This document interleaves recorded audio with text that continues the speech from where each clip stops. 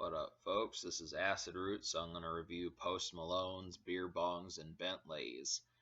Now, I've reviewed Post Malone earlier this year. I kind of skipped over Stoney, but I'll get to that eventually.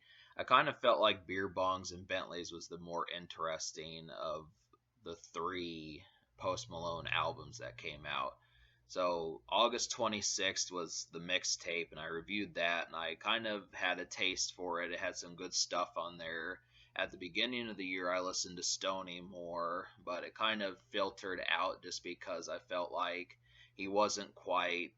I think some of that was like early days of his fame. He may not have been like an entire millionaire when the first few records on Stoney came out, but it was the fact that, I mean, most of the time by a rapper's second album, they really kind of become illicit and a lot more elaborate with their plans and intentions. So that was kind of what happened exactly with Beer Bongs and Bentleys. By the time we got to like mid 2017, Post Malone had obviously become a household name, damn near, especially amongst the younger set. I mean, I would be supposed as the millennial, but even millennials do have a taste for Post Malone and such. And to describe him, he kind of reminds me just of like a white version of Nelly or Flo Rida, and that's kind of the stuff that's happened. There's always some sort of sing-songy rapper that comes out that does hip hop, but is more associated with hip hop more so than hardcore rap or something like that.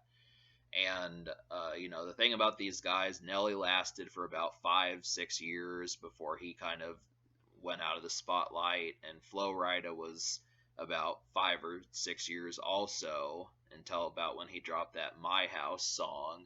So Post Malone seems to have taken over since about the summer or so of 2015, and he's really there's at this stage he's not quite been eclipsed. So there were 5 singles off of Beer Bongs and Bentleys, and a lot of them hit at least number 2 or number 3 on the Billboard 100. So Rockstar, Psycho, and Better Now all hit the top 3 of the Billboard 100, which is the 100 songs that you hear in America. So that's extremely good. And then Candy Paint and Ball for Me, I think we're also within the top 30. Yeah, so Ball for Me hit 16, and then Candy Paint hit 35. So extremely well. So we'll talk about these kind of to see what happens. So Rockstar was the first single, hit number 1, and I think this was kind of the song responsible for making Post Malone, like anytime you hear him, it's automatic. He has the Midas touch now, and he has the Midas touch because of the song Rockstar. It's real sing-songy. I liked his verse on this quite a bit. It's catchy, it's melodic. The song's production is not too off key, so or it isn't off key. I would say it really sounds contemporary. You can play at a club, strip club, dance club, any sort of bars, any sort of outing event. It works. 21 Savage has the nice assist on there also. Candy Paint was the second single. I did not like this song. It's the only one of the singles I didn't enjoy, and I really couldn't get into the production, and then the singing wasn't that great either. So you're going to find when I review Post Malone that I'm going to talk more about like the singing more so than the lyrics, just because, obviously being a lyrical singer is a little bit different than being a lyrical rapper. So that's kind of the thing. Post Malone, he sings throughout the whole album, so that's what, obviously you should know that by now. But Psycho was kind of an awkward but effective third single. It hit number 1 also, kind of on like white contemporary radio, not just urban. And I don't like using urban too much just because it seems to kind of shield things. But yeah, I mean, it's just a radio song. It's not just hip hop that Psycho has been. That's like a complete crossover song, and it works. And once again, Ty Dolla $ign with the assist is another hit with that.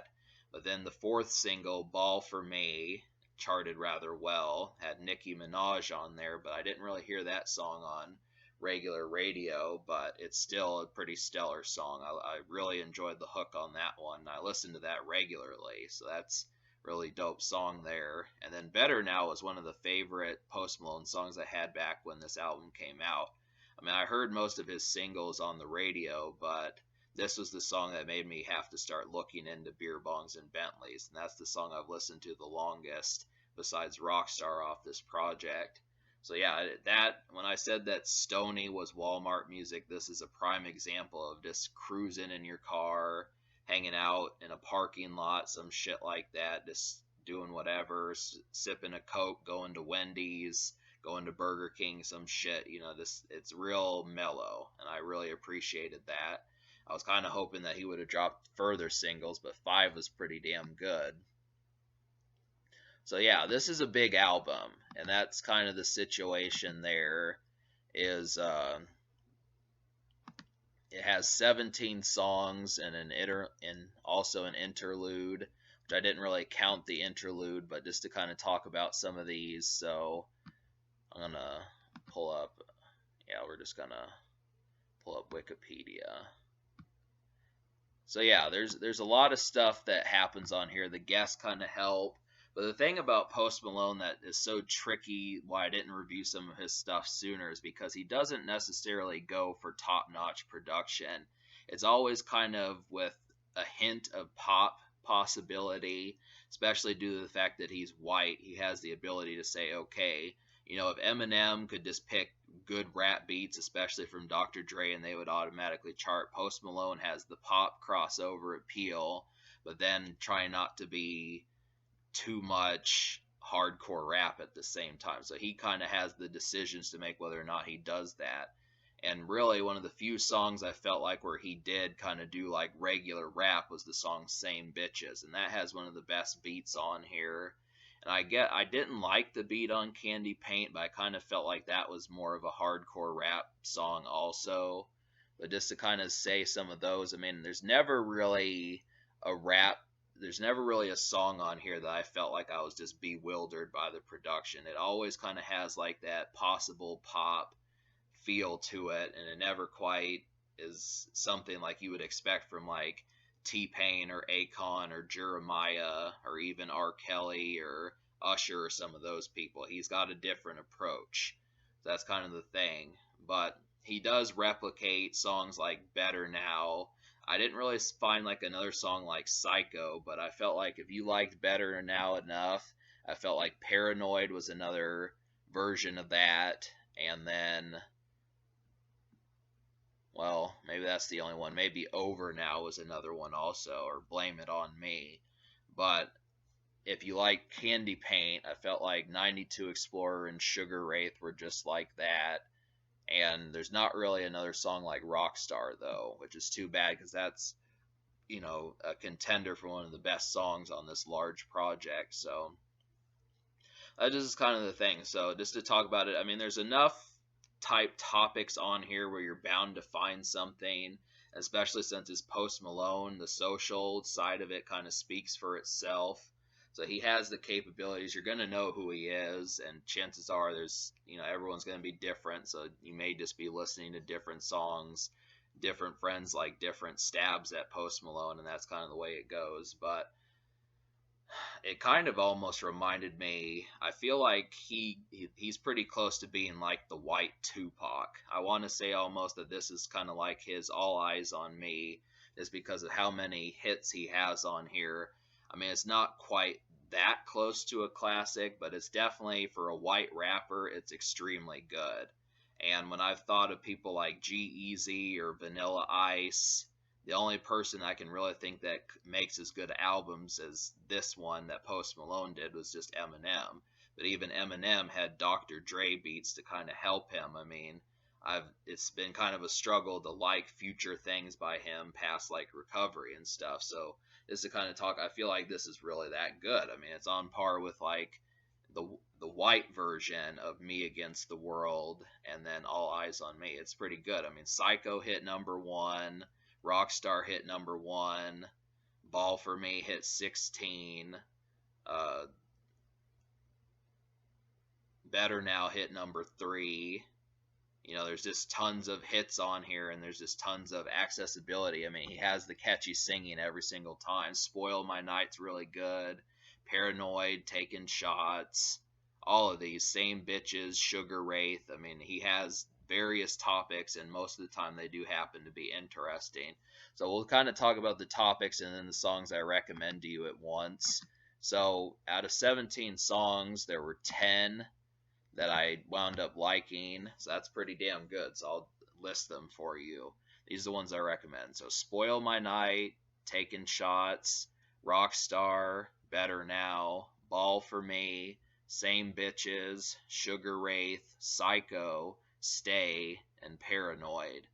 So Taking Shots, I think that that's another kind of night out kind of song.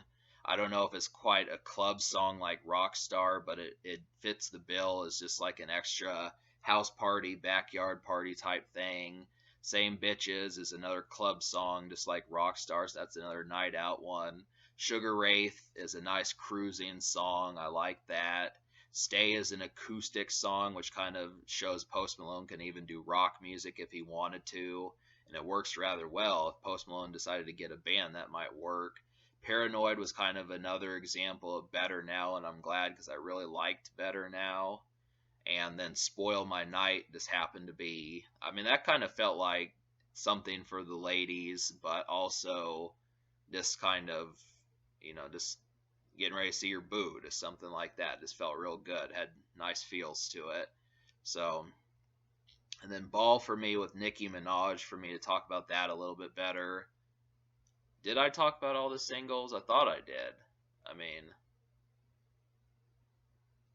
yeah, I thought I did, but Ball for Me just happened to be, yeah, I mean, that's just another good one. He talks about just giving someone 10 G's, something like that, or 30,000, something like that, and that's another feel good, just doing well, not necessarily hustling, but just kind of making moves and, staying on good terms, that type shit, good luck, that sort of shit, so it works out well.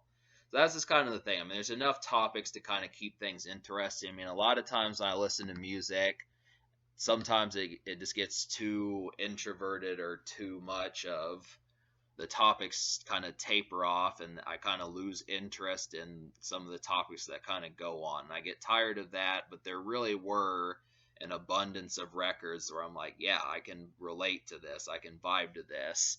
You think club songs like Rockstar and Same Bitches, lady songs like Psycho and Spoil My Night, party songs like Taking Shots, and, cruising songs like Ball for Me and Candy Paint, Sugar Wraith, those type of songs. So there's just really, I mean, that's what I liked about Tupac, was just his ability to do that sort of stuff. So you have to kind of recommend. I mean, it's not a perfect record, and like I said, it doesn't compare to All Eyez on Me, but it's about as close as most white rappers are going to get.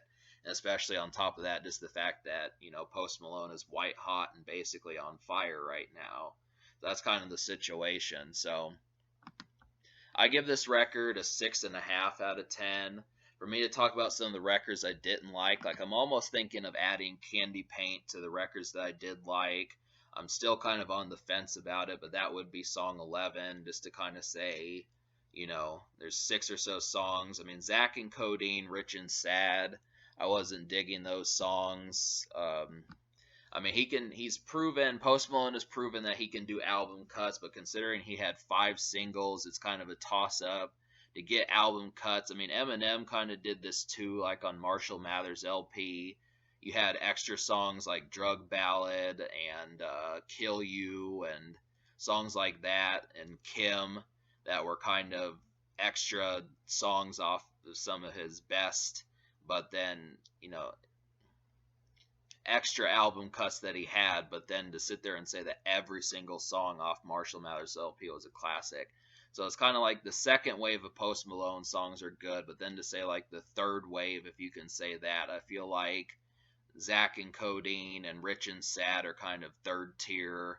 And I also felt that way about 92 Explorer and songs like that. So some of those are just third tier. I mean, really, Post Malone has so many hits at this point, I'm not sure that he performs in upwards of 40 or 50 songs, and it feels like some of those would kind of slip between the cracks. But there are extra songs on beer bongs and Bentleys. That's kind of the thing. It's chock full of hits basically. You shouldn't have problems finding something. So, but the social score gets a 10. I'm gonna just go ahead and say that just because it has 5 singles and they all charted extremely high, and I guess I basically wound up liking all of them. So that's kind of the thing there. But yeah, so 10 or 11 out of 17. It just happens to be a stellar project. It's real mellow and kind of off-key music. And it's not necessarily even like a rap album as much as it is hip hop, but there, I mean, depending upon how your take is, if you're really looking for something ferocious and lyrically menacing, this isn't it. But other than that, that's the only real base it doesn't cover.